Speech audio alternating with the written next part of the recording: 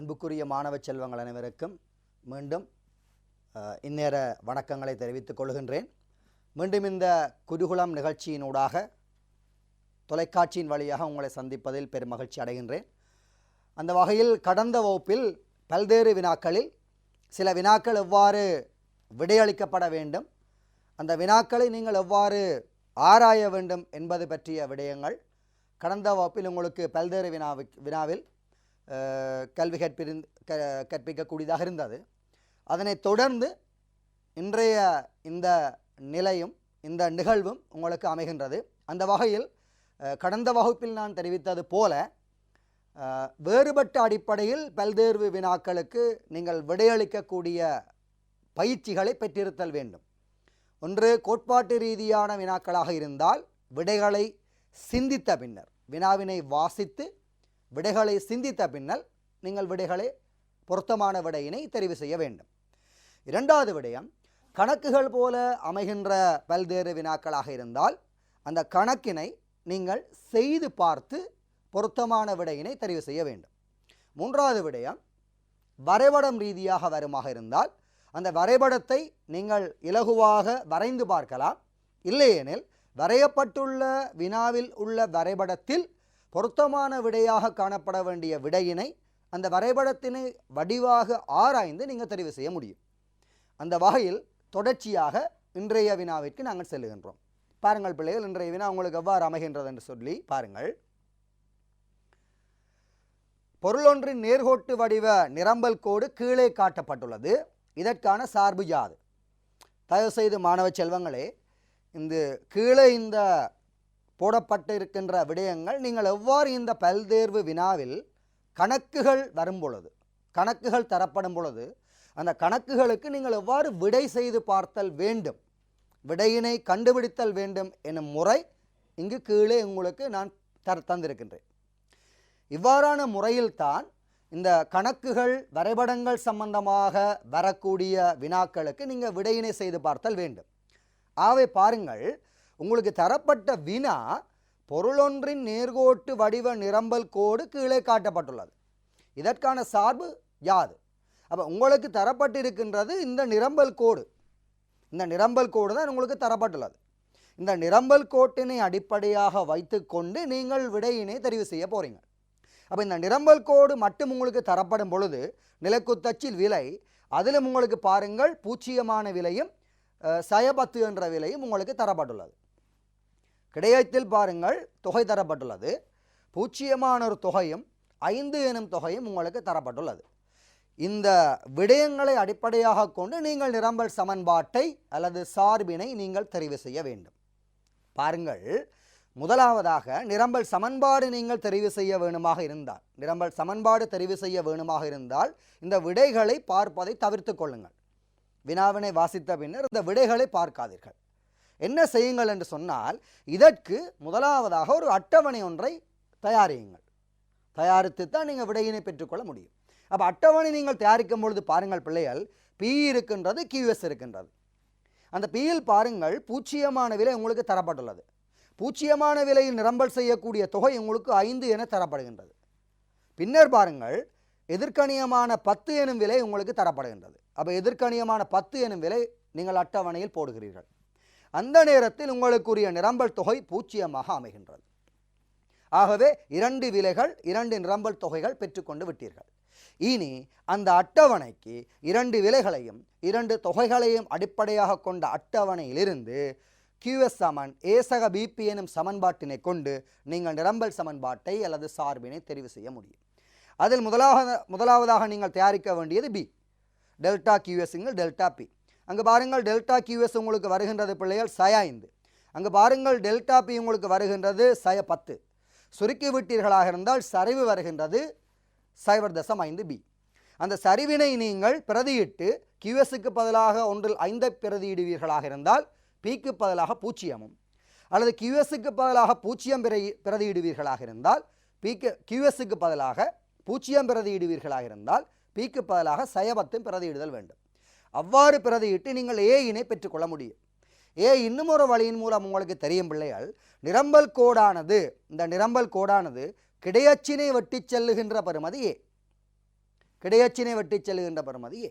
அப்போ ஏ அவ்வாறும் நீங்கள் கண்டுகொள்ள முடியும். ஆனால் உண்மையான சரியான சிறந்த வழி எந்த வழி என்றால் அட்டவணை ஒன்றை தயாரித்து அதன் மூலம் இலகுவாக இவ்வாறு விடையினை பெற்றுக்கொள்ளுதல் வேண்டும்.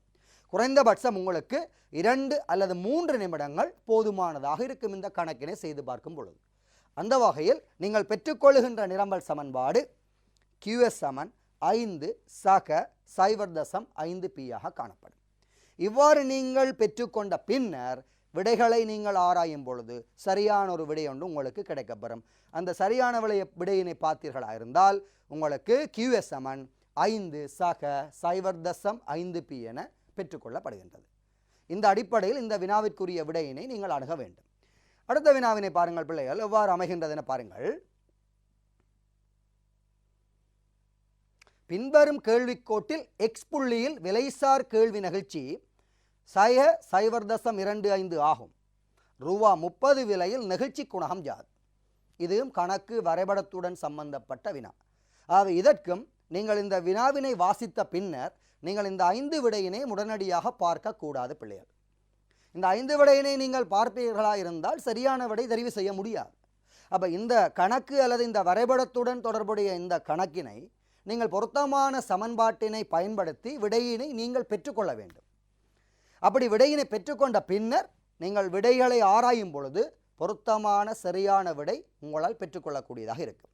அப்போ அந்த வகையில் பாருங்கள், நான் ஏற்கனவே கடந்த வகுப்பில் தெரிவித்திருந்தேன் பிள்ளைகள், இந்த புள்ளி அடிப்படையிலான நிகழ்ச்சி குணக வினாக்கள் கேட்கப்படும் பொழுது இலகுவாக அந்த புள்ளி முறையிலான கேள்வி நிகழ்ச்சி சமன்பாட்டினை மனதில் வைத்திருங்கள். கேள்விக்கோட்டின் கீழ்ப்பக்க விலையின் கீழ் கேள்விக்கோட்டின் மேல் பக்க விலை, அல்லது பிள்ளைகள் கேள்விக்கோட்டின் வலது பக்க விலை. இவ்வாறு பார்த்தீங்கன்னா இது இந்த வலது பக்க விலை, இந்த கீழ்ப்பக்க விலை, அதன் கீழ் மேல் பக்க விலை அல்லது இடது பக்க விலை. அப்போ அந்த சமன்பாட்டை நீங்கள் பிரயோகித்து நீங்கள் என்ன செய்ய முடியும் என்று சொன்னால் இந்த விலைகளை பெற்றுக்கொள்ள முடியும், விலைகள் தொடர்பான தகவலை பெற்றுக்கொள்ள முடியும். அப்போ அந்த வகையில் உங்களுக்கு சொல்லப்படுகின்றது இந்த எக்ஸ் எனும் புள்ளியில், இந்த எக்ஸ் எனும் புள்ளியில் நிகழ்ச்சி குணகம் 0.25. அப்போ இந்த எக்ஸ் என்ற புள்ளியில் 0.25 நீங்கள் போட்டு பார்த்தீர்களாக இருந்தால் பாருங்கள் பிள்ளைகள், இவ்வாறு நீங்கள் கற்பனையாக இந்த செய்கை மூலம் செய்து பார்த்தால், இந்த செய்கையின் மூலம் நீங்கள் செய்து பார்த்தால் இந்த இடம்தான் அந்த எக்ஸ் என்ற இடமாக இருக்கும். அப்போ இந்த இடத்தில் நிகழ்ச்சி குணகத்தை போட்டு பார்க்குறீங்கள் 0.25. அந்த இடத்தில் உங்களுக்கு கீழ்ப்பக்க விலை உங்களுக்கு பெற்றுக்கொள்ளப்படுகின்றது 10. அப்போ இவ்வாறு கீழே நோக்கி செல்ல செல்ல செல்ல உங்களுக்கு பாருங்கள் பிள்ளைகள், அந்த கீழ்ப்பக்க விலை 10 குறைந்து கொண்டு செல்கின்றது. ஆகவே மேல் பக்க விலையினை அல்லது இடது பக்க விலையினை நீங்கள் பெற்றுக்கொள்ள வேண்டும். அப்போ நிகழ்ச்சி குணகத்தின் சமன்பாடு போட்டு பார்க்குறீங்கள், கீழ்ப்பக்க விலையின் கீழ் மேல் பக்க விலை, அல்லது பிள்ளைகள் வலது பக்க விலையின் கீழ் இடது பக்க விலை. அப்படி போட்டு பார்க்கும் பொழுது நிகழ்ச்சி குணகத்துக்கு பதிலாக இந்த நிகழ்ச்சி குணகத்தை பிரதியிடுகிறீர்கள் 0.25. கீழ்ப்பக்க விலையினை பாருங்கள் பிள்ளைகள் 10. மேல் பக்க விலை நீங்கள் எடுக்க வேண்டும் மேல் பக்க விலை. அப்போ மேல் பக்க விலை நீங்கள் பெற்றுக்கொள்கிறீர்கள், சுருக்கினீர்களாக இருந்தால் மேல் பக்க விலை 40 ரூபாய் வருகின்றது. அப்போ இந்த மேல் பக்க விலை 40 ரூபாய். ஏற்கனவே உங்களுக்கு தெரியும் இந்த கீழ்ப்பக்க விலை 10, மேல் பக்க விலை 40 இருந்தால் பிள்ளைகள் உங்களோட ஆகக்கூடிய உச்ச விலை நீங்கள் பெற்றுக்கொள்ள முடியும். அந்த 10உடன் மேல் பகுதி அல்லது மேல் துண்டு பெறுமதி நீங்கள் சேர்த்தீர்களாக இருந்தால் ஆகக்கூடிய விலை பெறுமதி வரும். அந்த விலை பெறுமதி 50 ரூபாயாக இருக்கும். அப்போ கீழ்த்துண்டு விலை அல்லது கீழ்ப்பக்க விலை 10, மேல் பக்க விலை சமன்பாட்டில் பெற்றுக்கொள்ளுகிறீர்கள் பிள்ளைகள் 40, சேர்த்தீர்களாக இருந்தால் 50 ரூபாய் உங்களோட ஆகக்கூடிய கேள்வி விலை வரும். ஆகக்கூடிய கேள்வி விலை அல்லது கேள்விக்கோடு நிலைக்குத்தச்சை வெட்டும் பெறுமதி 50 இருக்கும். அவை மேல் பக்க விலை எடுத்து விட்டீர்கள். உங்களுக்கு கேட்கப்பட்ட வினா பிள்ளைகள் 30 ரூபாய் விலையில் நிகழ்ச்சி குணகம் யாது? ஆகவே நீங்கள் என்ன செய்கிறீர்கள் என்று சொன்னால் கற்பனையாக இல்லை 30 ரூபாயினை பார்க்கிறீர்கள். இனி 30 ரூபாயினை பார்க்கும் பொழுது 30 ரூபாயில் நிகழ்ச்சி குணகம் கீழ்ப்பக்க விலையின் மேல் பக்க விலை. அப்போ 30 ரூபாயில் பிள்ளைகள் கீழ்ப்பக்க விலை எங்களுக்கு தெரியும் இந்த 30. மேல் பக்க விலை நீங்கள் கண்டுபிடித்திட்டீங்கள், இதில் 50 வந்துச்சு. அப்போ இந்த மேல் பக்க விலை பார்த்தீங்கள் என்று சொன்னால் 30க்கும் 50க்கும் இடையில் 20 ரூபாய் காணப்படுகின்றது. ஆகவே கீழ்ப்பக்க விலை 30, மேல் பக்க விலை கூடிக்கொண்டு செல்கின்றது 20. சுருக்கி விட்டீங்களாக இருந்தால் நிகழ்ச்சி குணகம் பெற்றுக்கொள்ளப்படும். அப்போ நீங்கள் பாருங்கள், உங்களுக்கு தரப்பட்டது இந்த வலை மட்டும்தான். இந்த வலையில் உங்களுக்கு தரப்பட்டது 10 ரூபாய் விலையில் நிகழ்ச்சி குணகம் மட்டும் உங்களுக்கு தரப்பட்டது. 10 ரூபாய் விலை நிகழ்ச்சி குணகம் தரப்படுகின்றது இந்த தரவின் மூலம். அதை நீங்கள் கற்பனையாக கணக்கு வடிவத்தில் செய்து பார்த்து விடையினை நீங்கள் எடுப்பீர்களாக இருந்தால் பொருத்தமான விடை இவ்வாறு வரும். அவை இவ்வாறான இந்த இலகுவான செய்முறைகளை விளங்கி வைப்பீர்களாக இருந்தால் இந்த கணக்கு சம்பந்தமான பல்தேர்வு வினாக்களை இலகுவாக நீங்கள் விடையளிக்க முடியும். ஆகவே பொருத்தமான விடை உங்களுக்கு வந்துவிட்டது. தற்பொழுது பாருங்கள், சரியான விடையாக காணப்படுவது சய 1.5. அப்போ மிகச்சரியான விடை பாருங்கள் பிள்ளைகள், சய 1.5 எனும் விடை சரியான விடையாக இருக்கு. அடுத்தது பாருங்கள், 24வது வினா எவ்வாறு செல்லுகின்றது என பார்ப்போம். பண்டமொன்றின் சந்தை சமநிலையினை பின்வரும் வரைபடம் காட்டுகின்றது. பின்வருவனவற்றில் சரியான விடை எது? ஆகவே அந்த வரைபடம் எவ்வாறு காணப்படுகின்றது என நாங்கள் ஆராய்வோம். சரி, இதான் உங்களுக்கு தரப்பட்ட பண்டமொன்றுக்குரிய சமநிலைக்குரிய வரைபடம். அப்போ பண்டமொன்றுக்குரிய சமநிலைக்குரிய வரைபடம் உங்களுக்கு தரப்படுகின்றது. சாதாரணமான கேள்வி வலை வருகின்றது, சாதாரணமான நிரம்பல் வலை வருகின்றது. இரண்டும் சரியாக இருக்கின்றது. கீழிருந்து மேல் நோக்கி நிரம்பல் வலையும் மேலிருந்து கீழ் நோக்கி கேள்வி வலையும் செல்லுகின்றது. இரண்டும் சந்திக்கும் மட்டத்தில் உங்களுக்கு சமநிலை விலை சமநிலை தொகை தரப்படுகின்றது. உங்களுக்கு கேட்கப்பட்ட வினா பின்வருவனவற்றுள் சரியான விடை எது? அப்போ சரியான விடையினை கண்டுபிடிப்பதற்கு முதலாவது உங்களுக்கு கேட்ட விடயம் விற்பனையாளர் எதிர்பார்த்த பெறுமதி, நுகர்வோர் எதிர்பார்த்த பெறுமதி, நுகர்வோர் மிகை. இந்த மூன்றும் உங்களுக்கு கேட்கப்படுகின்றது. இப்போ இது நீங்கள் கவனிக்க வேண்டிய விடயம் பிள்ளைகள். பொதுவாக நீங்கள் ஒரு 4 வருடம் அல்லது 5 வருடம் உங்களது கடந்த கால வினாப்பத்திரத்தினை ஆராயும் பொழுது நுகர்வோர் மிகை கேட்கப்பட்டிருக்கலாம், உற்பத்தியாளர் மிகை கேட்கப்பட்டிருக்கலாம், பொருளாதார மிகை கேட்கப்பட்டிருக்கலாம். ஆனால் அந்த நுகர்வோர் மிகை எவ்வாறு பெற்றுக்கொள்ளப்பட்டது என்பதற்குரிய அடிப்படை வினா இங்கு உங்களுக்கு இருக்கின்றது. அந்த உற்பத்தியாளர் மிகை என்றால் என்ன, அது எவ்வாறு பெற்றுக்கொள்ளப்படுகின்றது என்பதற்கான அடிப்படை வினா இங்கு கேட்கப்பட்டுள்ளது. அப்போ உங்களுக்கு நுகர்வோர் மிகை கேட்டிருக்கிறார், ஆனால் உற்பத்தியாளர் மிகை இங்கு கேட்கப்படவில்லை. நுகர்வோர் செலுத்துவதற்கு எதிர்பார்த்த ஒரு பெறுமதி இங்கு கேட்கிறார். உற்பத்தியாளன் அல்லது நிரம்பலாளன் அல்லது விற்பனையாளன் நிரம்பல் செய்ய எதிர்பார்த்த பெறுமதி அல்லது விலை பெறுமதிகள் கேட்கிறார். அப்போ நிரம்பலாளன் மிகை கேட்கப்படவில்லை. ஆகவே இது எவ்வாறு கையாள்வது? முதலாவது உங்களுக்கு விளங்க வேணும் பிள்ளைகள், நுகர்வோர் மிகை என்பது என்ன? இப்போ இது இந்த வினாவில் மட்டுமல்ல, பகுதி 2 வினாவிலும் உங்களுக்கு கேட்கப்படுகின்ற பல விடயங்கள் கேட்கப்படலாம். வரி விதிப்பின் பொழுது, மானியம் வழங்கப்படும் பொழுது, உயர்ந்தபட்ச கட்டுப்பாட்டு விலையின் பொழுது, குறைந்தபட்ச கட்டுப்பாட்டு விலையின் பொழுது கூட கேட்கப்படலாம். அப்போ நீங்கள் கவனிக்க வேண்டிய விடயம் நுகர்வோர் மிகை என்பது யாது? நுகர்வோர் என்ன செய்வார் என்று சொன்னால், ஆக கூடுதலாக செலுத்துவதற்கென ஒரு விலை பெறுமதியினை எதிர்பார்த்து செல்லுவார். ஆனால் சந்தையில் நிரம்பலும் கேள்வியும் சந்தித்து சமநிலை வந்ததன் பின்னர் குறிப்பிட்ட ஒரு பிரதேசம்தான் அவன் பணமாக செலுத்தும் பிரதேசமாக காணப்படும். அவன் நுகர்வோன் ஒரு குறிப்பிட்ட ஒரு பணப்பெறுமதியை செலுத்துவதற்கு தயாராக செல்லுவான். ஆனால் சந்தையில் ஒரு குறித்த ஒரு பணப்பெறுமதியினைத்தான் பணமாக செலுத்துவான். எனவே செலுத்துவதற்கு தயாராக காணப்பட்ட பெறுமதிக்கும் பணமாக செலுத்திய பெறுமதிக்கும் இடையிலான அந்த வேறுபாடு அல்லது அந்த வித்தியாசம் நுகர்வோர் மிகையாக இருக்கும். இங்கே பாருங்கள், இந்த நுகர்வோன் இவ்வாறு செல்லுகின்ற இந்த கேள்வி வலையினை அவதானியுங்கள்.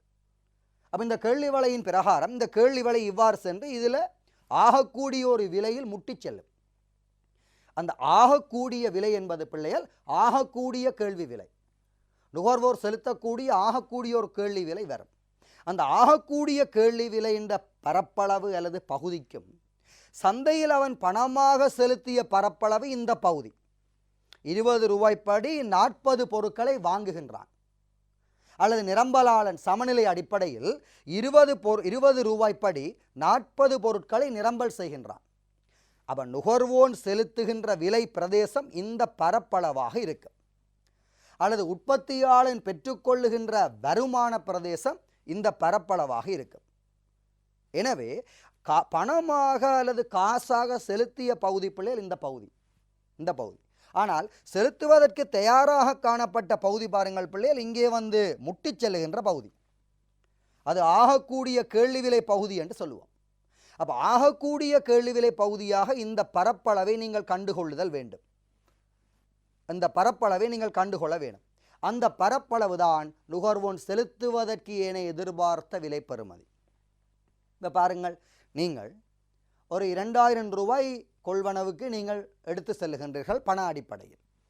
2000 ரூபாய் பண அடிப்படையில் நீங்கள் எடுத்து செல்லுகின்ற பெறுமதி. ஆனால் அந்த சந்தையில் 1800 ரூபாய் தான் சமநிலையாக நீங்கள் கொடுத்த பணப்பெறுமதி. 200 ரூபாய் உங்களோட கைவசம் உள்ள மிகுதியான ஒரு பணப்பெறுமதி. நீங்கள் செலுத்த எதிர்பார்த்த பணப்பெறுமதிக்கும் நீங்கள் செலுத்திய பணப்பெறுமதிக்கும் இடையில் ஒரு வேறுபாட்டு பெறுமதி காணப்படுகின்றது. அந்த வேறுபாட்டு பெறுமதி தான் நுகர்வோர் மிகையாக காணப்படும். அதுதான் பிள்ளைகள், இவ்வாறு செலுத்துவதற்கு தயாரான பகுதியில் இருந்து இந்த செலுத்திய பகுதியை கழித்தீர்களாக இருந்தால் பெற்றுக்கொள்கின்ற இந்த ஒரு முக்கோண பிரதேசம் ஒன்று வரும். அந்த பரப்பளவு தான் நுகர்வோர் செலுத்தாமல் கையில் வைத்திருக்கின்ற பணப்பெறுமதி. அந்த பணப்பெறுமதி தான் நுகர்வோர் மிகையாக காணப்படும். ஆகவே உங்களுக்கு 3 விடயம் இங்கு கேட்கலாம். நுகர்வோர் செலுத்த எதிர்பார்த்த பணப்பெறுமதி, நுகர்வோன் செலுத்திய பணப்பெறுமதி அல்லது நுகர்வோன் செலவு பெறுமதி, நுகர்வோன் செலுத்தாமல் மிகையாக அனுபவித்த பெறுமதி. 3 விடயங்கள் இங்கு கேட்கப்படலாம். ஆகவே இந்த ஒரு வினாவில் இவ்வாறு 3 வினா நீங்கள் விளங்கி வைத்திருத்தல் வேண்டும் பிள்ளையார். 3 வினாக்களும் விடைகளும் தெரிந்து வைத்திருத்தல் வேண்டும். அடுத்த விடயத்தை பாருங்கள், உற்பத்தியாளர் மிகை என்பது. இங்கே பாருங்கள், உற்பத்தியாளர் நிரம்பல் கோட்டை இவ்வாறு தீர்மானிக்கின்றான். உற்பத்தி செய்து விற்பனை செய்ய தயாராக உள்ள அந்த நிரம்பலாளன் இவ்வாறு நிரம்பல் கோட்டினை தீர்மானிக்கின்றான். இவ்வாறு நிரம்பல் கோடு தீர்மானிக்கப்படுவதற்கான காரணி பிள்ளைகள், அதாவது நிரம்பல் கோடு கீழிருந்து மேல் நோக்கிய சாய்வினை கொண்டதாக செல்லுகின்றது. இந்த சாய்விற்குரிய அடிப்படை நிரம்பல் விதி. அந்த நிரம்பல் விதி என்ன சொல்லுகின்றது? எவ்வாறு தோற்றம் பெறுகின்றது? ஒவ்வொரு மேலதிகமான எல்லை செலவுகளையும் ஈடு செய்யக்கூடிய வகையில் விலை தீர்மானிக்கப்படுதல் வேண்டும், அல்லது மேலதிகமான ஒவ்வொரு அமையச் செலவையும் ஈடு செய்யக்கூடிய வகையில் விலை தீர்மானிக்கப்பட வேண்டும். இரண்டாவது, உச்சலாபத்தை ஈடு செய்யக்கூடிய வகையில் விலை தீர்மானிக்கப்படுதல் வேண்டும். அதிகூடிய லாபத்தை தீர்மானிக்கக்கூடிய வகையில் விலையினை தீர்மானிப்பான் நிரம்பலாளன். அதனால் நிரம்பல் தொகை அதிகரிக்க அதிகரிக்க அதிகரிக்க 40, 50, 60 அதிகரிக்க நிரம்பலாளன் விலையினை அதிகரித்த வண்ணம் காணப்படுவான். அது எதை அடிப்படையாக கொண்டு செய்கின்றான் என்றால், அந்த 2 விதமான நிரம்பல் விதியை தீர்மானிக்கும் காரணியினை கொண்டு செய்கின்றான். அதில் ஒன்று பிள்ளைகள், நிரம்பலாளன் எதிர்பார்த்த அந்த எல்லை செலவு. அப்போ அந்த மேலதிகமான அந்த எல்லை செலவினை ஈடு செய்வதற்காக அவன் விலையினை தீர்மானித்த வண்ணம் வருவான். அந்த மேலதிகமாக அவன் எதிர்பார்த்த அந்த நிரம்பலுக்கான எல்லை செலவு பெறுமதிக்கும் அவன் விற்பனை செய்வதால் கிடைத்த மொத்த வருமான பெறுமதிக்கும் இடையிலான பெறுமதி உற்பத்தியாளன் மிகை அல்லது நிரம்பலாளர் மிகையாக இருக்கும். ஆகவே இங்கும் இந்த வினாவை வைத்துக்கொண்ட பிள்ளைகள் உங்களுக்கு 3 வினா சொல்லி தருகின்றேன். ஒன்று, நிரம்பலாளன் விற்பனை செய்வதற்கு எதிர்பார்த்த பெறுமதி. 2, நிரம்பலாளன் விற்பனையின் மூலம் பெற்றுக்கொண்ட மொத்த வருமான பெறுமதி. 3, நிரம்பலாளன் அல்லது உற்பத்தியாளன் பெற்றுக்கொண்ட மிகை. ஆகவே பிள்ளைகள், இந்த வினாவை அடிப்படையாக கொண்டு 6 அல்லது 7 அல்லது 8 வினாக்கள் உங்களுக்கு கேட்கப்படலாம். அந்த அடிப்படையில் தான் நான் இந்த வினாவினை உங்களுக்காக தயாரித்திருந்தேன். அவை பல வினாக்கள் இதிலிருந்து உங்களுக்கு கேட்கப்படலாம். இங்கே பாருங்கள், நிரம்பலாளன் தனது மேலதிகமான எல்லை செலவுகள், அந்த மேலதிக எல்லை செலவு ஒவ்வொன்றுமே மாறும் செலவின் மூலம் ஏற்படும். அந்த மேலதிகமான ஒவ்வொரு செலவுகளுக்கும் எதிர்பார்த்த பணப்பெறுமதிகள் இந்த பரப்பளவாக இருக்கும். அதான் நிரம்பலாளன் எதிர்பார்த்த இழிந்தளவான பணப்பெறுமதி அல்லது வருமான பெறுமதி. ஆனால் நிரம்பலாளன் 20 ரூபாய் படி 40 பொருட்களை சந்தையில் நிரம்பல் செய்து விட்டான். அப்போ விற்பனை செய்து விட்டான். அந்த விற்பனையின் மூலம் அல்லது அந்த நிரம்பலின் மூலம் அவனுக்கு கிடைத்த மொத்த வருமான பெறுமதி உங்களுக்கு தெரியும். அதுதான் நுகர்வோன் செலுத்திய பணப்பெறுமதி. எனவே இங்கு நுகர்வோன் செலுத்திய பணப்பெறுமதியும் உற்பத்தியாளன் பெற்றுக்கொண்ட பணப்பெறுமதியும் இங்கு ஒன்றாக காணப்படும். எனவே 20 ரூபாய் படி 40 பொருட்கள் நிரம்பலாளன் விற்பனை செய்து வருமானமாக பெற்ற பெறுமதி. ஆனால் நிரம்பலாளன் விற்பனை செய்வதற்கு தயாராக இருந்த இழிந்த வருமான பெறுமதி நீங்கள் எடுத்தீர்களாக இருந்தால் இந்த பரப்பளவாக இருக்கும். அதுதான் விற்பனையாளன் எதிர்பார்த்த பெறுமதி. அப்போ விற்பனையாளன் எதிர்பார்த்த பெறுமதி இந்த பரப்பளவு. அதை நீங்கள் கருத்தில் எடுக்க வேண்டும். விற்பனையாளன் விற்ற அல்லது மொத்தமாக பெற்ற வருமான பெறுமதி இந்த பரப்பளவாக இருக்கும். அதை நீங்கள் கருத்தில் எடுத்தல் வேண்டும். அந்த மொத்த வருமான பெறுமதியில் இருந்து இந்த எதிர்பார்த்த வருமான பெறுமதியை கழித்தீர்களாக இருந்தால் இந்த பரப்பளவு, இந்த பெறுமதி, இந்த இடம் உற்பத்தியாளன் அல்லது நிரம்பலாளன் மிகையாக இருக்கும். ஆகவே இவ்வளவும் உற்பத்தியாளன் விற்பனை செய்த வருமான பெறுமதி, இவ்வளவும் விற்பனை செய்வதற்கு எதிர்பார்த்த இழிந்த பெறுமதி, இந்த பெறுமதி மேலதிகமாக கிடைத்த பெறுமதி அது உற்பத்தியாளன் மிகையாக இருக்கும். இந்த விடயத்தை வைத்துக்கொண்டு பிள்ளைகள், இது ஒரு பொருள், இது பாருங்கள் பிள்ளைகள், பண்டம் ஒன்றின் இது ஒரு பண்டம், இது எக்ஸ் என்ற பண்டம், எக்ஸ் என்ற பண்டத்தின் விலை பிள்ளைகள் எக்ஸ் என்ற பண்டத்தின் தொகை. அப்போ இது ஒரு பண்டம். இதே போல உற்பத்தி காரணிகளுக்கும் வினாக்கள் பிள்ளைகள் கேட்கப்படலாம். பண்டத்தினை போல காரணிகள், உற்பத்தி காரணிகளுக்கும் வினாக்கள் கேட்கப்படலாம். அப்போ இந்த காரணிகளுக்கு கேட்கப்படும் பொழுது இதில் காரணிகளுக்குரிய தொகையும் இதில் காரணிகளுக்குரிய விலையும் வரும். அடுத்த வினாக்களில் அந்த வினாக்கள் வருகின்றன பிள்ளைகள். அதில் நீங்கள் கருத்தில் எடுக்க வேண்டிய விடயம், இது காரணிக்காக எதிர்பார்த்த காரணிகளுக்கான இழிந்தபட்ச வருமானம், அது மாற்றுக்கட்டணம் என்று சொல்லுவோம். இது காரணியினால் பெற்றுக்கொண்ட மொத்த வருமானம். எனவே இந்த பிரதேசம் அந்த காரணியின் மூலம் கிடைத்த பொருளியல் வருமானம் என்று சொல்லுவோம், அல்லது சிக்கன வருமானம் என்று சொல்லுவோம். அது அடுத்த வினாவில் வருகின்றது பிள்ளைகள். எனவே இந்த உற்பத்தியாளன் மிகையினை நீங்கள் விளங்கும் பொழுது இது பொருளுக்காக, இது ஒரு பண்டத்திற்காக கிடைக்கப்படுகின்ற மிகை எனவும், இது ஒரு உற்பத்தி காரணியாக இருந்தால் அது உற்பத்தி காரணிக்கான சிக்கன வருமானம் அல்லது பொருளியல் வருமானமாக இருக்கலாம் எனவும் நீங்கள் விளங்கி வைத்திருத்தல் வேண்டும். அடுத்த வினாக்களில் அது பற்றிய விடயங்களை ஆராய்வோம். ரைட், இப்போ உங்களுக்கு கேட்கப்பட்ட விடை பிள்ளைகள், விற்பனையாளன் எதிர்பார்த்த பெறுமதி. ஆகவே இந்த பிரதேசம் நீங்கள் எடுக்க வேண்டும் பிள்ளைகள். இந்த பிரதேசம்தான் விற்பனையாளன் எதிர்பார்த்த பெறுமதி.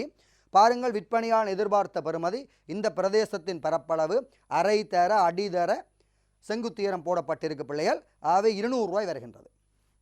நுகர்வோன் எதிர்பார்த்த பணப்பெறுமதி அல்லது நுகர்வோன் செலுத்த எதிர்பார்த்த பணப்பெறுமதி. எனவே இந்த பரப்பளவு நீங்கள் எடுக்க வேண்டும். இந்த பரப்பளவு எடுக்கணும். அது எடுப்பதற்கு பிள்ளைகள் உங்களுக்கு ஆகக்கூடிய கேள்வி விலை தெரிய வேண்டும். ஆகக்கூடிய கேள்வி விலை நீங்கள் எடுக்க வேண்டும். ஆகக்கூடிய கேள்வி விலை எடுப்பதற்கு நீங்கள் கேள்வி சமன்பாட்டை தயாரிக்க வேண்டும். கேள்வி சமன்பாடு தயாரிப்பதற்கு குறைந்தபட்சம் 2 விலைகளும் 2 கேள்வி தொகைகளும் உங்களுக்கு தேவை. இங்கே இருக்கின்றன பாருங்கள் பிள்ளைகள். பூச்சியமான விலையில் கேள்வித்தொகை 60, பூச்சியமான விலையில் கேள்வித்தொகை 60, 20 ரூபாய் விலையில் கேள்வித்தொகை 40, 20 ரூபாய் விலையில் கேள்வித்தொகை 40. இந்த அட்டவணையினை அடிப்படையாக வைத்துக்கொண்டு நீங்கள் கேள்வி சமன்பாட்டை தயாரிக்க முடியும். கேள்வி சமன்பாடு பாருங்கள் பிள்ளைகள். QD 7 A செய்ய BP, B சரிவு பெற்றுக்கொள்ளப்பட்டுள்ளது, A பெற்றுக்கொள்ளப்பட்டிருக்கின்றது. இதை அடிப்படையாக கொண்டு நீங்கள் QD சமன்பாடு எடுத்து விட்டீர்கள். QD 60 செய்ய P என வருகின்றது. இந்த சமன்பாட்டின் பிரகாரம் இந்த A தான் கிடையச்சில் கேள்வி வலை வெட்டும் பெறுமதி. நிலைக்குத்தச்சில் விலையில் அந்த கேள்வி வலையை வெட்டி செல்லும் பெறுமதி கண்டுபிடிக்க வேண்டும். அது கேள்வியின் ஆகக்கூடிய கேள்வி விலை, நுகர்வோன் செலுத்தக்கூடிய ஆகக்கூடிய கேள்வி விலை. அது கேள்வி தொகைக்கு பதிலாக நீங்கள் பூச்சிய பெறுமதியினை செலுத்தி பார்க்க வேண்டும் அல்லது பிரதியிட்டு பார்க்க வேண்டும். அப்போ கேள்வி தொகை குறைந்து குறைந்து குறைந்து குறைந்து செல்லும் பொழுது விலைமட்டம் படிப்படியாக அதிகரித்து செல்லும். அவ்வாறு அதிகரித்து செல்லும் பொழுது கேள்வித்தொகை பூச்சியமான நிலையில் அதிகரித்த கேள்வி விலை வரும். ஆகவே கேள்வித்தொகைக்கு பதிலாக நீங்கள் பூச்சியம் பிரதியிட்டு பார்த்தீர்களாக இருந்தால், இந்த பாருங்கள் பிள்ளை, QDக்கு பதிலாக பூச்சியம், இதை பிரதியிட்டு பார்த்தீர்களாக இருந்தால் வருகின்ற உச்ச விலை பிள்ளைகள் 60 ரூபாய். ஆகவே நுகர்வோன் செலுத்தக்கூடிய ஆகக்கூடிய கேள்வி விலை 60 பெற்றுக்கொண்டு விட்டீர்கள். இவ்வளவு நீங்கள் தயாரிக்க வேண்டும். ஆகக்கூடிய கேள்வி விலை எடுத்தீர்களாக இருந்தால் நுகர்வோர் செலுத்தக்கூடிய பரப்பளவு பிள்ளைகள் இந்த சரிவகம் அல்லது நாட்பக்களின் பரப்பளவை நீங்கள் எடுக்க வேண்டும். அரை தர அடி அல்லது செங்குத்துயரம் 2 சமாந்தர பக்கத்தின் கூட்டுத்தொகை. அப்போ அரை போட்டுட்டீங்க பிள்ளைகள், இவ்வளோ உங்களுக்கு அடியாக இருக்கும் அல்லது செங்குத்துயரமாக இருக்கும். இதில் வருகின்றது ஒரு சமாந்தர பக்கம், இந்த இடம் ஒரு சமாந்தர பக்கம், 2 சமாந்தர பக்கத்தின் கூட்டுத்தொகை. இங்கே வருகின்ற சமாந்தர பக்கம் பிள்ளைகள் 60, இங்கே வருகின்ற சமாந்தர பக்க பிள்ளைகள் 20. ஆகவே பரப்பளவு இவ்வாறு செலுத்தக்கூடிய விலை பிரதேசம் நீங்கள் எடுக்க முடியும் 1600 ரூபாய் வருகின்றது. அப்போ நுகர்வோன் செலுத்தக்கூடிய விலை பிரதேசம் 1600 ரூபாய். ஆனால் சமநிலை அடிப்படையில் பணமாக நுகர்வோன் செலுத்திய பெறுமதி பிள்ளைகள் 20 ரூபாய் தர 40, எனவே 800 ரூபாய். மிகுதி நுகர்வோர் மிகையாக காணப்படும். மிகுதி இந்த பிரதேசம் நுகர்வோர் மிகையாக இருக்கும். அது கழித்து பார்த்தீர்களாக இருந்தால் 800 ரூபாய் வரும். அல்லது ஆகக்கூடிய கேள்வி விலை 60, சய நுகர்வோன் செலுத்தும் விலை 20, கீழ் 2 தர தொகை பிரதியிட்டீர்களாக இருந்தால் நுகர்வோர் மிகை பெற்றுக்கொள்ள முடியும். இவ்வாறு பெற்றுக்கொண்ட விடை பிள்ளைகள் செய்கையின் மூலம் இவ்வாறு நீங்கள் பெற்றுக்கொள்ள வேண்டும். ஆனால் ஒரு விடயம் பிள்ளைகள், இவ்வாறு இந்த 3 விடயத்தையும் உள்ளடக்கியதாக பெரும்பாலும் உங்களோட பரீட்சையில் வினா கேட்கப்படுவதில்லை. இதில் ஏதாவது 2 விடயங்கள் அல்லது இலகுவாக நுகர்வோன் செலுத்திய விலை பிரதேசம் அவ்வாறு கேட்கப்பட முடியும். ஏனெனில் உங்களுக்கு நேரம் போதாமல் இருக்கும், உங்களது இறுதி பரீட்சையில் நேரம் போதாமல் இருக்கும். இப்போ இந்த வினா அப்போ ஏன் என்னால் தயாரிக்கப்பட்டது என்று சொன்னால், இதில் நிறைய விடயங்களை உங்களுக்கு நான் விளங்கப்படுத்தக்கூடியதாக இருக்குது. ஒரு வினாவிலேயே ஒரு 7 அல்லது 8 வினாக்கள் விளங்கப்படுத்தக்கூடியதாக இருக்கின்றது. அதனால்தான் இவ்வாறான வினா உங்களுக்கு நான் தயாரித்து வந்திருந்தேன். ஆகவே விடையினை பாருங்கள் பிள்ளைகள், பொருத்தமான விடை எந்த விடையாக இருக்கும் என்று சொன்னால் 200 ரூபாய் விற்பனையாளர் எதிர்பார்த்த பெறுமதி அங்கே இருக்கின்றது. 1600 ரூபாய் நுகர்வோன் செலுத்த எதிர்பார்த்த பெறுமதி, 800 ரூபாய் நுகர்வோர் மிகையாக இருக்கின்றது. சரியான விடை கண்டுபிடிக்க வேண்டும். சரி, அடுத்த வினாவுக்கு செல்லுகின்றோம் பிள்ளைகள். பாருங்கள் அடுத்த வினா எவ்வாறு காணப்படுகின்றன. போட்டிச் சந்தையில் பண்டமொன்றின் கேள்வி சமன்பாடு QD சமன் 2200/2p எனின் 90 ரூபாய் விலையில், 90 ரூபாய் விலையில். இங்கே பாருங்கள் பிள்ளைகள், நீங்கள் கவனிக்க வேண்டிய விடயம் விலைசார் கேள்வி நிகழ்ச்சி, நுகர்வோர் மிகை, நுகர்வோர் செலவு. இங்கே ஒரு விடயத்தை கவனிங்கள் பிள்ளைகள். இங்கே கவனிக்க வேண்டிய விடயம் இது 2p அல்ல 20p என கருத்திலிடுங்கள்.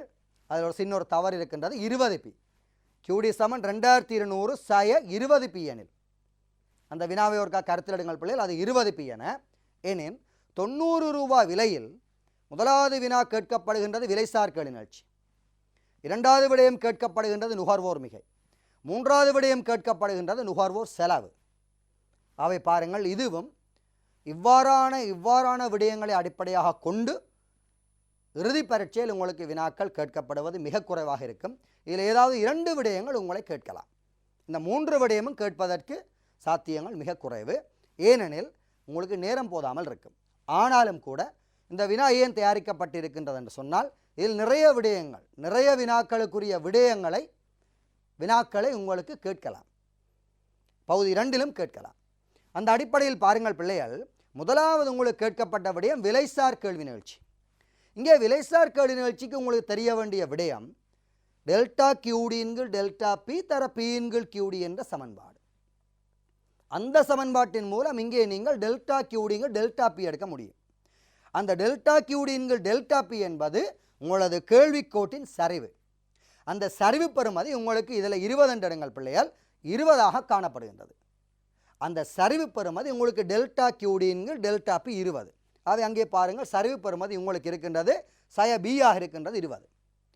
கேட்கப்பட்டிருக்கின்றது 90 விலையில், ரூபாய் 90 விலையில் விலைசார் கேள்வி நிகழ்ச்சி. அப்போ நீங்கள் விலைக்கு பதிலாக 90 ரூபாய் பிரதியிட்டு பார்க்க வேண்டும். விலைக்கு பதிலாக 90 ரூபாய் பிரதியிட்டு பார்த்தீர்களாக இருந்தால் உங்களுக்கு வருகின்ற கேள்வித்தொகை 400. அப்போ 400 கேள்வித்தொகை உங்களால் பெற்றுக்கொள்ளப்படுகின்றது. அவை கேள்வித்தொகை 400, விலை 90, சரிவு பெறுமதி சய 20. அதனை நீங்கள் சுருக்குவீர்களாக இருந்தால் உங்களுக்கு வருகின்ற விடை சய 4.5. இதுதான் விலைசார் கேள்வி நிகழ்ச்சி குணகமாக இருக்கும். முதலாவது விடயம். 2வது விடயம் நுகர்வோர் மிகை. இப்போ இங்கே உங்களுக்கு தெரிய வேணும், நுகர்வோன் செலுத்தக்கூடிய உச்ச விலை, நுகர்வோன் செலுத்தும் விலை தொகை தெரிய வேணும்.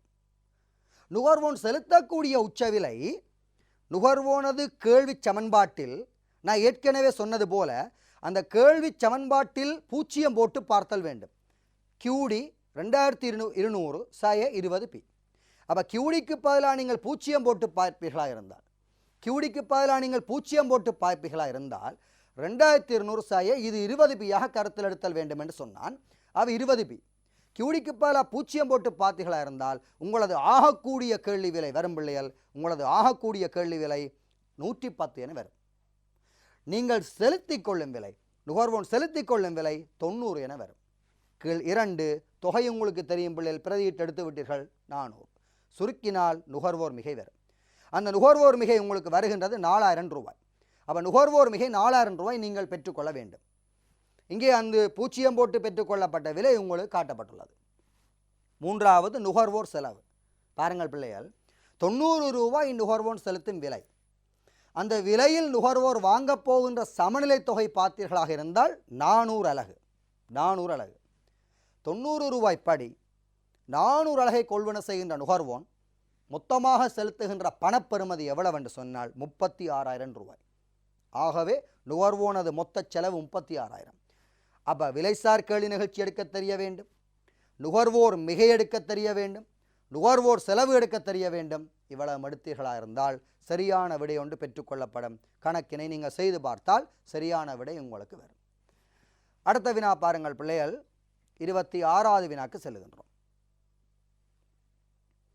பண்டம் ஒன்றின் கேள்வி சமன்பாடு QD சமன் 600 சை 25 பி எனவும் நிரம்பல் சமன்பாடு QS சய 100 சக 25 பி எனவும் தரப்படும் போது உயர்ந்தபட்ச விலையாக 8 ரூபாய் தீர்மானிக்கப்பட்டால் சரியான விடை தொகுதி யாது? அவை பாருங்கள், இந்த வினாவினை அடிப்படையாக கொண்டு நீங்கள் முதலாவதாக பிள்ளைகள் தருகின்ற விடைகளை அவதானிக்கக்கூடாது. விடைகளை அவதானித்தால் சரியான விடை தெரிவு செய்ய முடியாது. இவ்வாறு கணக்கு வடிவத்தில் வருகின்ற வினாவிற்குரிய விடையினை நீங்கள் செய்து பாருங்கள். செய்து பார்த்தால் சரியான விடையை இலகுவாக தெரிவு செய்ய முடியும். அந்த அடிப்படையில் பாருங்கள், நீங்கள் என்ன செய்ய போறீர்களா இருந்தால், முதலாவது இந்த QDயினையும் இந்த QSனையும் சமப்படுத்தினால் உங்களுக்கு சமநிலை விலை வரும், சமநிலை தொகை வரும். அவற்றையும் அடிப்படையாக கொண்டு 8 ரூபாய் விலையில் கேட்கப்பட்ட வினாக்களுக்கு செல்லுவோம். கேட்கப்பட்ட வினா கருப்பு சந்தை விலை, நுகர்வோன் மிகை, தேறிய நல இழப்பு. அவை இதற்குள்ளும் பிள்ளைகள் உங்களுக்கு பகுதி 2இல் ஏராளமான வினாக்கள் இவ்வாறு கேட்கப்படலாம். இவ்வாறான வினாவிலும் சற்று கூடுதலான விடயங்கள் உள்ளடக்கப்பட்டுள்ளது. இந்த வினாவிலும் ஏதாவது 2 விடயங்கள் உங்களுக்கு இறுதி பரீட்சையில் கேட்கப்படலாம். இவ்வாறான 3 விடயங்கள் செய்யும் பொழுது உங்களுக்கு நேர பிரச்சனை வரும். ஆகவே பரீட்சை வினாத்தாள் தயாரிப்பாளர்கள் நேரத்தை கருத்தில் எடுத்து இவற்றில் ஏதாவது 2 விடயங்களை உங்களுக்கு கேட்கலாம். முதலாவது கேட்கப்பட்ட விடைப்புள்ளிய கருப்பு சந்தை விலை. கருப்பு சந்தை விலை என்றால் என்ன? உங்களுக்கு விளங்க வேண்டிய முதலாவது விடயம் கருப்பு சந்தை விலை என்றால் என்ன? ஒரு குறைந்தளவான தொகை சந்தையில் நிரம்பல் செய்ய தயாரிக்கும் பொழுது அல்லது நிரம்பல் செய்வதற்கு தயாராக இருக்கும் பொழுது அந்த குறைந்தளவான தொகையினை கூடியளவான ஒரு விலைக்கு யாராவது செலுத்த முன்வருவார்களாக இருந்தால், ஒரு குறைந்தளவான ஏதாவது ஒரு சந்தர்ப்பத்தில், பல்வேறுபட்ட அசாதாரண சூழ்நிலைகள் வரலாம், ஏதாவது ஒரு சந்தர்ப்பத்தில் ஒரு குறைந்தளவான நிரம்பல் சந்தையில் காட்சிப்படுத்தப்படும். அந்த குறைந்த நிரம்பலை ஒரு கூடியளவான விலையில் நுகர்வோன் செலுத்துவதற்கு தயாராக இருப்பானாக இருந்தால் அந்த விலை கருப்பு சந்தை விலையாக இருக்கும். ஆகவே நீங்கள் எடுக்க வேண்டியது அந்த நுகர்வோன் செலுத்துவதற்குரிய அந்த கூடியளவான விலை, அந்த குறைந்தளவான தொகைக்கு. அண்மை காலங்களில் நீங்கள் பார்த்தால் தெரியும், கொரோனா பிரச்சனையின் போது பிள்ளைகள் நாடு மூடப்பட்டிருக்கும் பொழுது பொருட்களுக்கு தட்டுப்பாடு ஏற்பட்டது. இந்த பொருட்களுக்கு தட்டுப்பாடு வருது. கடந்த வகுப்புகளில் நான் அருமை வேறு, வறுமை வேறு, பற்றாக்குறை வேறு என்று சொல்லியிருந்தேன். அந்த பற்றாக்குறை ஒரு தட்டுப்பாடு. அப்போ அந்த நிலையில் பொருட்களுக்கு தட்டுப்பாடு என்பது குறைந்தளவான பொருட்களே நிரம்பல் செய்ய தயாராக இருக்கின்றன. அவற்றின் விலைகள் அதிகரித்த அளவில் விற்பனை செய்யப்பட்டன. ஏனெனில் நுகர்வோன் எவ்வளவு விலைக்கும் வாங்க ரெடியாக இருந்தார்கள். சில நுகர்வோர், சில செல்வந்தர்களோ அல்லது சில ஏனைய நபர்களோ எந்த ஒரு விலைக்கும் பொருட்கள் கிடைத்தால் போதும் என்ற நிபந்தனையில் இருந்தார்கள். அந்த ஒரு குறைந்த நிரம்பல் தொகையினை கூடியளவாக நுகர்வோன் செலுத்தி கொள்வன செய்யக்கூடிய அந்த விலை தான் கருப்பு சந்தை விலை. ஆகவே நீங்கள் என்ன செய்ய வேண்டுமென்றால், அது கட்டுப்பாட்டு விலையில் எவ்வாறு பெற்றுக்கொள்ளப்படுவது, இங்கே நுகர்வோரை பாதுகாப்பதற்காக 8 ரூபாய் கட்டுப்பாட்டு விலையாக தீர்மானிக்கப்பட்டிருக்கின்றது. ஏனெனில் அது உயர்ந்தபட்ச விலை. அப்போ அந்த உயர்ந்தபட்ச 8 ரூபாய் விலையில் காணப்படும் நிரம்பல் தொகையினை நீங்கள் முதலாவதாக பெற்றுக்கொள்ள வேண்டும். ஆகவே பாருங்கள் பிள்ளைகள், அந்த வரைபடத்தை அவதானியங்கள். கற்பனையாக அந்த வரைபடம் செய்கைக்காக போடப்பட்டுள்ளது. இவ்வாறான முறையில் நீங்கள் செய்வது இலகு, ஆனால் விரைவாக நீங்கள் செய்ய வேண்டும். இவ்வாறு நீங்கள் எழுதியெல்லாம் செய்ய வேண்டிய அவசியமில்லை, இது செய்கை. நான் உங்களுக்கு விளங்கப்படுத்துவதற்காக இந்த முறைகளை காட்சிப்படுத்துகின்றேன். அப்போ நீங்கள் விரைவாக ஒரு அளவு திட்டம் ஒன்றுமே இல்லாமல் சும்மா ஒரு கேள்வி வலையினை கீறுங்கள். அந்த இடத்தில் 8 ரூபாய் விலையினை பிரதியிடுங்கள். 8 ரூபாய் விலையில் நிரம்பல் செய்ய போகின்ற நிரம்பல் தொகையினை பாருங்கள் பிள்ளைகள், 100 அலகுகள் வருகின்றன. வரைபடத்திலும் பாருங்கள் 100 அலகுகள் வருகின்றன. அந்த 100 அலகு என்பது 8 ரூபாய் விலையில் குறைந்த அளவு ஒரு குறைந்த, அதாவது அது உற்பத்தியாளன் அல்லது நிரம்பலாளனுக்கு அது ஒரு லாபம் தராத விலை, ஒரு குறைந்த விலை. அந்த குறைந்த விலையில் குறைந்த விலையில் ஒரு குறைந்த நிரம்பல் தொகையினை விற்க ரெடியாக இருப்பான் என்று அவனுக்கு லாபம் வராது. அப்போ அந்த குறைந்த நிரம்பல் தொகையினை நுகர்வோன் சில பேர் கூடிய விலை கொடுத்து செலுத்தி வாங்க தயாராக இருப்பார்கள், கூடிய விலைக்கு வாங்க தயாராக இருப்பார்கள். அந்த விலையை நீங்கள் எடுக்க வேண்டும். அந்த விலை தான் கருப்பு சந்தை விலை. ஆகவே பாருங்கள், 100 அலகுகளைத்தான் 8 ரூபாய் விலையில் நிரம்பலாளர் நிரம்பல் செய்வதற்கு தயாராக இருக்கின்றான். அந்த 100 அலகுகளும் கொள்வனவாளன் எவ்வளவு பெறுமதிப்படி கொள்வனவு செய்ய தயார் என பார்த்தால் கேள்வி சமன்பாட்டில் அந்த 100 அலகினை பிரதியிட்டு பார்த்தல் வேண்டும். ஆகவே கேள்வி சமன்பாட்டில் கியூடிக்கு பதிலாக அந்த 100 அலகினை பிரதியிட்டு பாருங்கள். பிரதியிடும் பொழுது உங்களுக்கு வருகின்ற விலை பிள்ளைகள் 20 ரூபாய். அந்த 20 ரூபாய் தான் பிளாக் மார்க்கெட் பிரைஸாக இருக்கும், கருப்பு சந்தை விலையாக காணப்படும். ஆகவே வரைபடத்தில் பாருங்கள், அந்த 100 அலகினை கொள்வனவாளனது கேள்விக்கோடு, நுகர்வோனது கேள்விக்கோடு, அந்த நுகர்வோனது கேள்விக்கோட்டில் வெட்டி செல்லும் பெறுமதி 20 ரூபாய் விலையாக காணப்படும். அந்த 20 ரூபாய் விலைதான் கருப்பு சந்தை விலை. முதலாவது விடயத்துக்கு வந்துவிட்டோம். இரண்டாவது பாருங்கள் பிள்ளைகளே, நுகர்வோன் மிகை. கருப்பு சந்தை விலை அடிப்படையில் நுகர்வோன் மிகை இங்கு நீங்கள் கருத்தில் எடுக்க வேண்டும். தரப்பட்ட வினாவிற்குத்தான் விடை. சாதாரணமாக நுகர்வோன் மிகை பெற்றுக்கொள்வது போல இது அல்ல. சாதாரணமாக நுகர்வோன் மிகை என்றால் பிள்ளைகள் சமநிலை விலை 14 ரூபாய், நுகர்வோன் செலுத்தும் விலை. ஆகக்கூடிய கேள்வி விலை 24 ரூபாய், நுகர்வோன் செலுத்தக்கூடிய உச்ச விலை. இரண்டுக்கும் இடைப்பட்ட அந்த பகுதி நுகர்வோன் மிகையாக இருக்கும். ஆனால் கருப்பு சந்தை விலை நுகர்வோன் செலுத்தும் விலையாக காணப்படும் பொழுது, இதுதான் இந்த வினா. அப்போ கருப்பு சந்தை விலை 20 ரூபாய், நுகர்வோன் செலுத்தக்கூடிய உச்ச விலை 24. எத்தனை அலகுகளை வாங்கப் போகின்றான் என்றால் 100 அலகுகளை வாங்கப் போகின்றான். அந்த இடத்தில் நுகர்வோன் மிகை நீங்கள் கணிப்பிடுவீர்களாக இருந்தால் 24, 20 கழிக்கிறீங்கள். ஆகக்கூடிய கேள்வி விலை 24, நுகர்வோன் செலுத்தும் விலை 20, கருப்பு சந்தை விலை கீழ் 2, தர தொகை பார்த்தீர்களாக இருந்தால் 100. ஆகவே நுகர்வோன் மிகை 200 ரூபாய். இரண்டாவது வினாவிற்குரிய விடை. மூன்றாவது பாருங்கள் பிள்ளைகள், தேறிய நல இழப்பு. இங்கே நீங்கள் உற்பத்தியாளன் மிகையும் பெற்றுக்கொள்ள பழகியிருங்கள், அதையும் சொல்லித் தருகின்றேன். அங்கே உற்பத்தியாளர் மிகை பாருங்கள், உற்பத்தியாளனது நிரம்பல் கோட்டின் ஆக குறைந்த விலை, இழிந்த விலை 4 ரூபாய். உற்பத்தியாளன் பெற்றுக்கொள்ளும் விலை சட்ட ரீதியாக 8 ரூபாய். அந்த இடைப்பட்ட பிரதேசம் உற்பத்தியாளன் மிகை. அந்த 8 ரூபாய்க்கும் அந்த 20 ரூபாய்க்கும் இடையிலான அந்த பரப்பளவு நிரம்பலாளன் பெற்றுக்கொள்ளுகின்ற சட்ட ரீதி அற்ற வருமானமாக இருக்கும். பாருங்கள், 8 ரூபாய்க்கும் 20 ரூபாய்க்கும் இடையிலான அந்த பெறுமதி உற்பத்தியாளன் பெற்றுக்கொள்கின்ற ஒரு சட்ட ரீதி அற்ற வருமானமாக இருக்கும். அதனையும் விளங்கி வைத்திருங்கள். இவ்வாறு வேறு வேறு வினாக்கள் பிள்ளைகள் கேட்கலாம். ஒரு வினாவில் சம்பந்தப்படக்கூடிய அல்லது தொடர்பு படக்கூடிய எல்லா வினாக்களையும் நீங்கள் படித்து படித்து பரிச்சயமாக்கி பயிற்சி எடுத்த பின்னர் பரீட்சைக்கு செல்வது மிகச்சிறந்த பெறுவேரை பெற்றுத்தரும், உங்களது உச்ச பெறுவேற்றை பெற்றுத்தரும். ஆகவே இந்த வினாவுடன் தொடர்புடைய ஏனைய வினாக்களையும் இவ்வாறான பயிற்சிகளின் பொழுது நீங்கள் பரீட்சித்து பரிச்சயமாக்கி கொள்ளுங்கள். ஆகவே பாருங்கள், அது சட்ட ரீதியற்ற வருமானம். எனவே பிள்ளைகள், அந்த மேலுக்குள்ள இருக்கிற முக்கோணம் நுகர்வோர் மிகை, அந்த கீழே இருக்கிற பரப்பளவு நுகர்வோர் உற்பத்தியாளர் மிகை, ஏனைய அந்த பகுதி சட்ட ரீதி அற்ற வருமானம். மிகுதியாக இருக்கின்ற இந்த பரப்பளவு, அந்த முக்கோணமாக இருக்கின்ற பரப்பளவு தேறிய சமூக நல இழப்பு அல்லது தேறிய செயத்திறனின்மை பெறுமதி. தேறிய செயத்திறன் இன்மை பெறுமதி அதை நாங்கள் எடுத்த வேண்டும். அதான் தேறிய நல இழப்பு. ஆகவே அது அரை தர அந்த சட்ட ரீதியற்ற வருமான பெறுமதியை நீங்கள் அடியாக வைத்து கொண்டால் 12, அந்த செங்குத்துயரமாக 100க்கும் 250க்கும் இடையிலான பெறுமதி 150, சுருக்குவீர்களாக இருந்தால் 900 ரூபாய் உங்களுக்கு வரும் தேறிய நல இழப்பு. இந்த அடிப்படையில் இந்த வினாவிற்குரிய விடையினை நீங்கள் செய்து பார்த்தல் வேண்டும். அவை பொருத்தமான விடையினை பாருங்கள். உங்களுக்கு வருகின்றது கருப்பு சந்தை விலை 20, நுகர்வோன் மிக 200, தேறிய நல இழப்பு 900 ரூபாய். அடுத்த வினாவுக்கு செல்லுங்கள் பிள்ளைகள். பாருங்கள், குறுங்காலத்தில் நிறுவனங்களின் எல்லை செலவு வீழ்ச்சி அடைவதனை காட்டும் விடயம் யாது?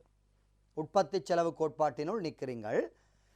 குறுங்காலத்தில் நிறுவனங்களின் எல்லை செலவு வீழ்ச்சி அடைவதனை காட்டும் விடயம் உங்களுக்கு தெரிய வேண்டும். குறுங்கால பகுதியில் ஏற்படுகின்ற செலவுகள் 2 காரணிகளுக்கான செலவுகள், 2 உள்ளீடுகளுக்கான செலவுகள்.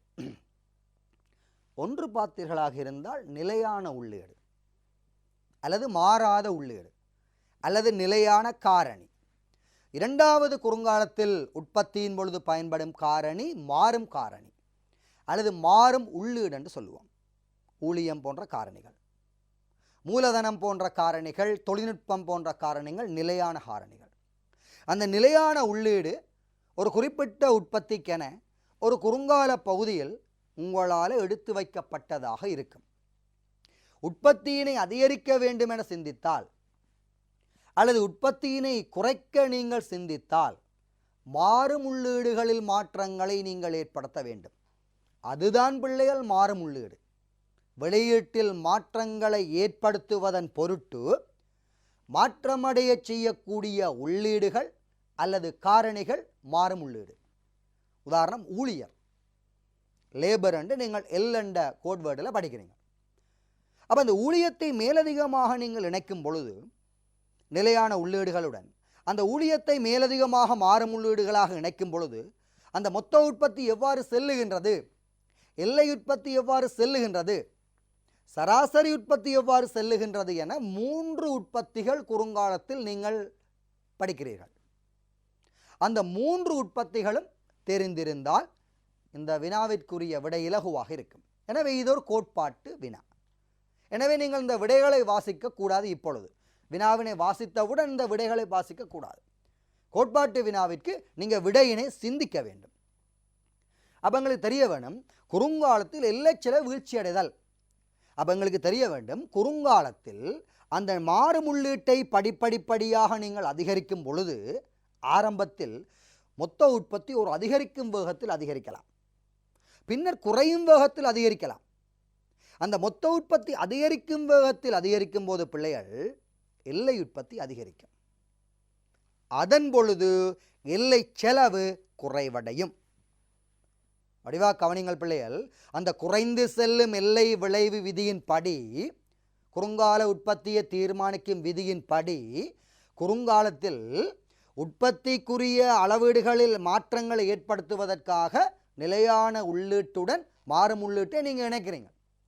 அப்படி இணைக்கும் பொழுது அந்த மாறும் உள்ளீட்டால் ஆரம்பத்தில் பெற்றுத்தரும் மொத்த உற்பத்தி அதிகரிக்கும் வேகத்தில் செல்லும். இதன் போது எல்லை உற்பத்தி அதிகரிப்பதாக செல்லும். இதன் போது எல்லை செலவு வீழ்ச்சி அடைவதாக செல்லும். அந்த இடம் எல்லை செலவு வீழ்ச்சி அடையும் விடயமாக காணப்படும்.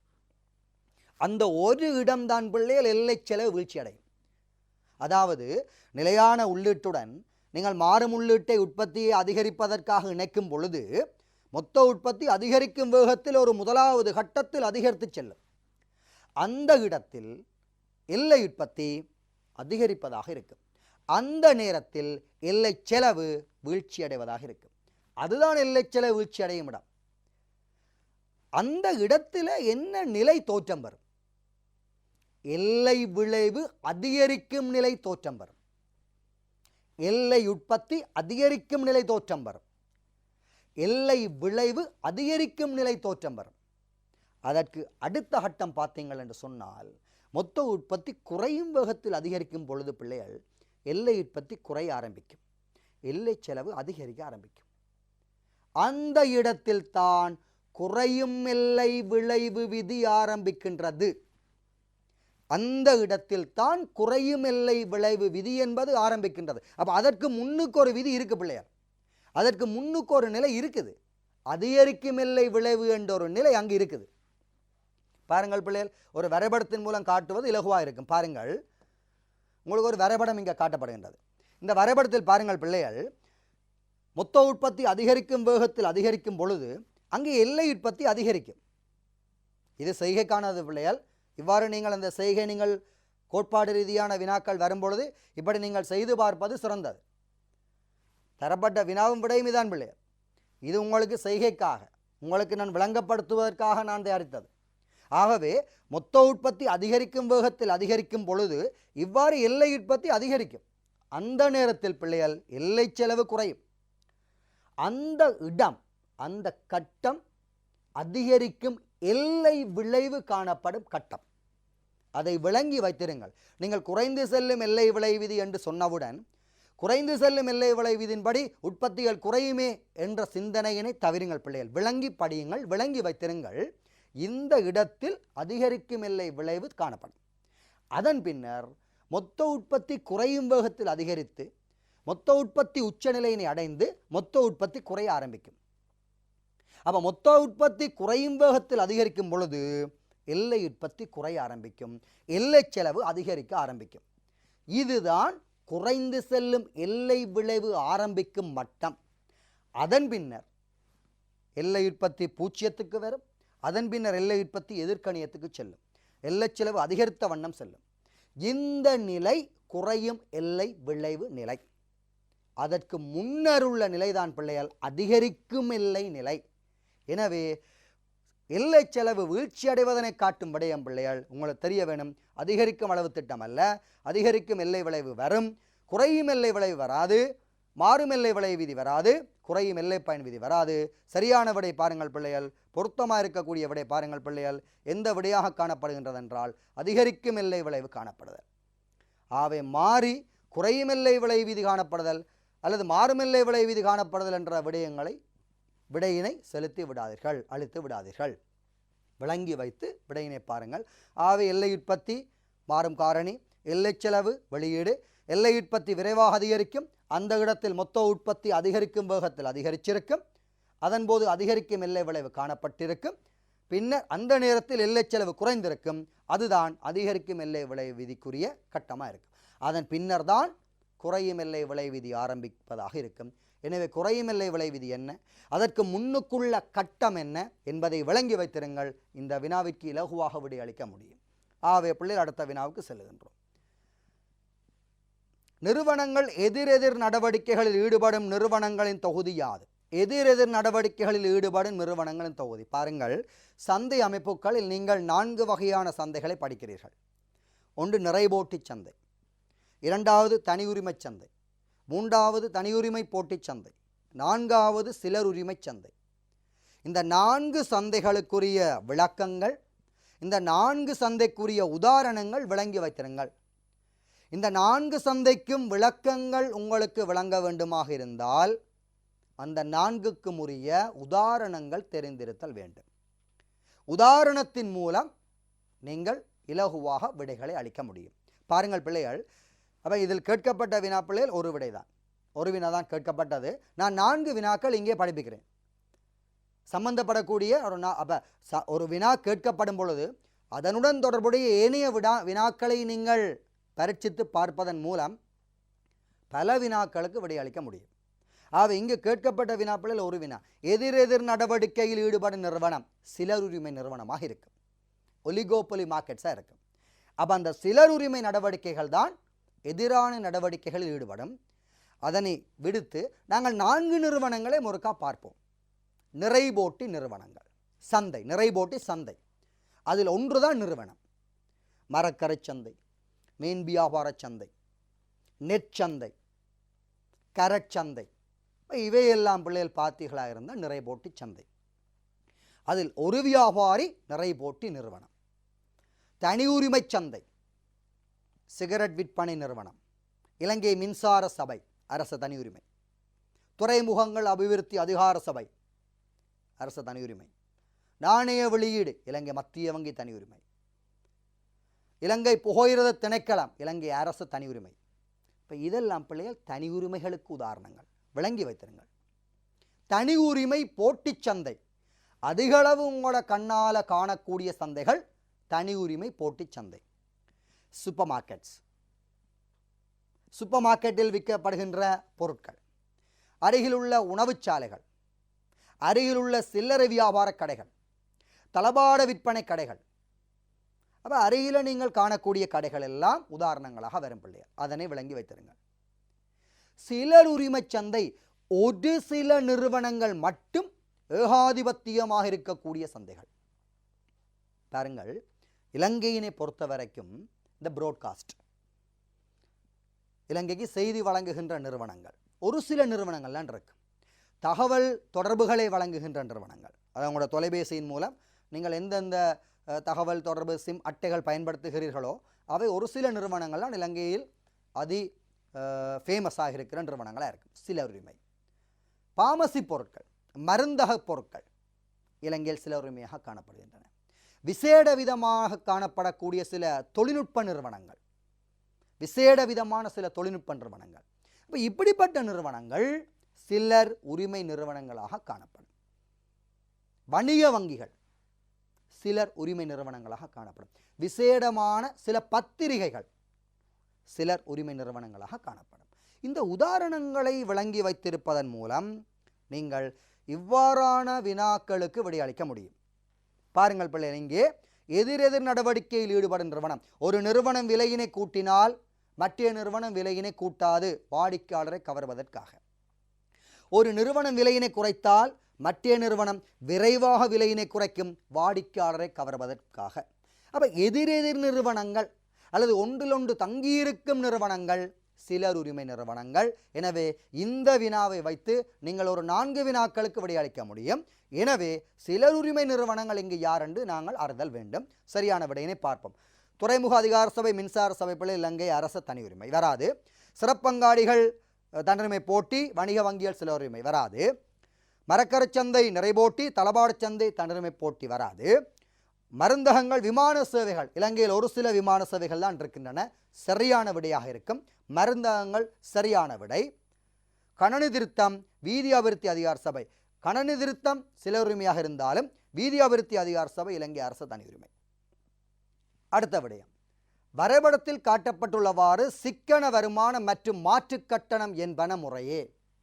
ரைட், இதில் தான் பிள்ளை நான் ஏற்கனவே உங்களுக்கு தெரிவித்திருந்தேன். எவ்வாறு என்று சொன்னால், ஏற்கனவே அந்த உற்பத்தியாளன் மிகை, உற்பத்தியாளன் பெற்றுக்கொள்ளுகின்ற வருமானம், உற்பத்தியாளன் பெறுவதற்கு எதிர்பார்த்த வருமானம் போன்றன நான் உங்களுக்கு தெரிவித்திருந்தேன். அது ஒரு பொருளிற்கானது, அது ஒரு பொருளிற்கானது. ஒரு பொருளிற்காக காணப்படுகின்ற உற்பத்தியாளன் விற்பனையின் மூலம் கிடைத்த வருமானம், ஒரு பொருளிற்காக காணப்படுகின்ற உற்பத்தியாளன் பெற வேண்டிய வருமானம், அந்த 2 வருமானங்களையும் அடிப்படையாக கொண்டு உற்பத்தியாளன் மிகை நீங்கள் பெற்றீர்கள் பொருட்களுக்காக. இது ஒரு காரணி, அது நிலமண்ட காரணியாக இருக்கலாம், உழைப்பாக இருக்கலாம், ஏதோ ஒரு காரணி. அந்த காரணிக்குரிய கேள்வி இருக்கிறது, அந்த காரணிக்குரிய நிரம்பல் இருக்கிறது, அந்த காரணிக்குரிய சமநிலை இருக்கின்றது. அந்த காரணியில் மாற்று கட்டணம் என்பது யாது? நிரம்பலாளன் குறைந்தபட்சம் எதிர்பார்க்கின்ற வருமானம், குறைந்தபட்சம் விற்பனைக்காக எதிர்பார்க்கின்ற வருமானம் மாற்று கட்டணமாக காணப்படும். அப்போ குறைந்தபட்சம் உற்பத்தியாளன் எதிர்பார்க்கின்ற, நிரம்பலாளன் எதிர்பார்க்கின்ற காரணி வருமானம் இது. அப்போ குறைந்தபட்சமான காரணி வருமானம் இந்த பிரதேசமாக இருக்கும். அவை பாருங்கள் பிள்ளைகள், அதை நான் ஒரே கலரில் உங்களுக்கு விளங்கப்படுத்துவதற்காக போட்டிருக்கின்றேன். அவ்வாறு நிலற்றப்பட்ட பரப்பளவு காரணிக்குரிய எதிர்பார்த்த இழிந்தபட்ச வருமானம் மாற்று கட்டணம். உற்பத்தியாளன் எதிர்பார்த்து பெற்ற வருமானம் இந்த சமநிலை. ஆகவே எதிர்பார்க்க வேண்டிய இழிந்தபட்ச குறைந்த வருமானத்தை விட அவன் கூடுதலாக பெற்ற இந்த வருமானம் தான் நாங்கள் சொல்ல போகிறோம் பிள்ளைகள். அந்த கலரில் காட்டப்பட்டுள்ளது நீல கலரில் சிக்கன வருமானம் என்று சொல்லுவோம். அது உற்பத்தியாளராக இருந்தால், பொருளாக இருந்தால் உற்பத்தியாளர் மிகையாக காணப்பட்டது. அவை அந்த பிரதேசத்தை நீங்கள் பாருங்கள். சரியான விடை சுருக்குவதன் மூலம் நீங்கள் பெற்றுக்கொள்ளப்படும் பிள்ளைகள். சரியான விடை 450 சிக்கன வருமானம், மாற்று கட்டணம் 90 ரூபாய் இருக்கு. ஆகவே மீண்டும் பிள்ளைகள், எங்களுக்கு தரப்பட்ட இந்த நேரத்தில் என்னால் இயன்ற அளவுக்கு சில விடயங்களை உங்களை கற்பித்திருந்தேன். மீண்டும் இன்னும் ஒரு குருகுலம் நிகழ்வில் இதனை தொடர்ந்து உங்களை சந்திப்பேன் என கூறி விடைபெறுகின்றேன். நன்றி, வணக்கம்.